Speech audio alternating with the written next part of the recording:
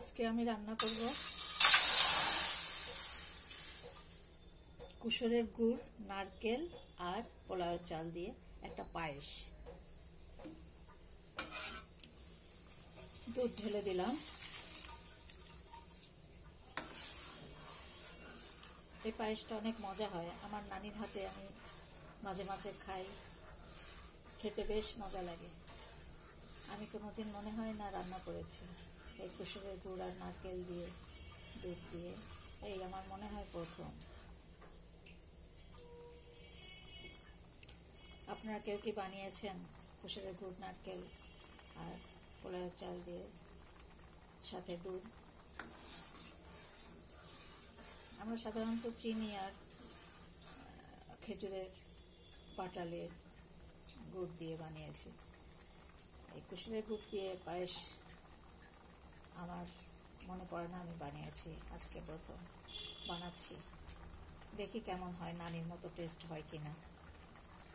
সামান্য লবণ দিয়ে দিব।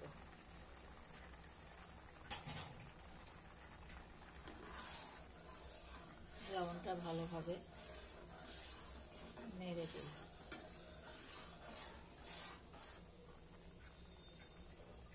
কয়েকটা কিশমিশ দিয়ে দিব।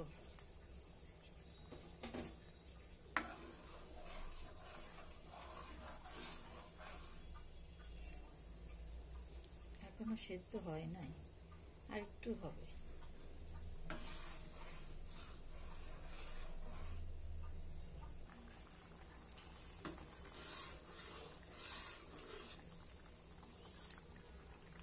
এবার ফুটে গেছে, চালটা ফুটে গেছে। এখন আমি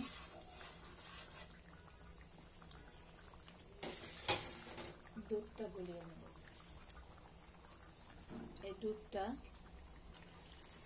এই দুধটা আমি পানি দিয়ে গুলিয়ে দিয়ে দেব।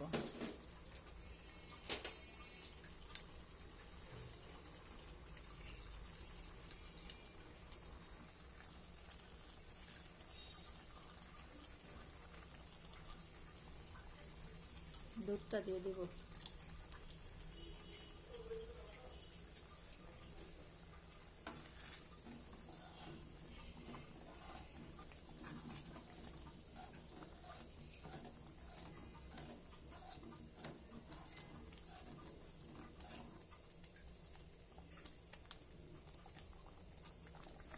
কুসুরের গুড়টা দিয়ে দেব। এই গুড়টা অনেক ভালো।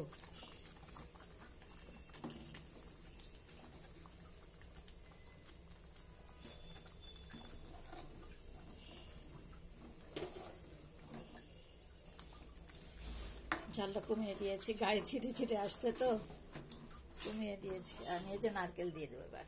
এই যে নারকেল,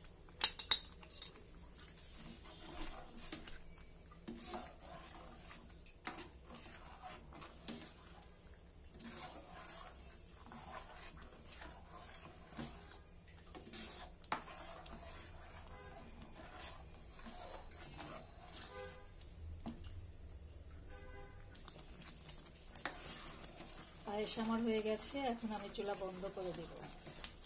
অনেক সুন্দর একটা রেসিপি হয়েছে। অনেকদিন ভাবছিলাম রান্না করব, কিন্তু হয়ে উঠছিল না। আজকে ঠিকই হয়ে গেল। উপর দিয়ে কাঠবাদামের গার্নিশ করে দিব। পায়েসটা আমার অনেক মজা হয়েছে।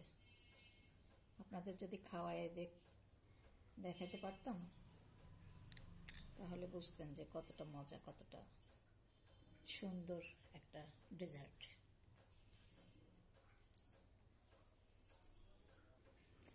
আরো কাছ থেকে দেখাই কতটা সুন্দর লাগছে, দেখেন।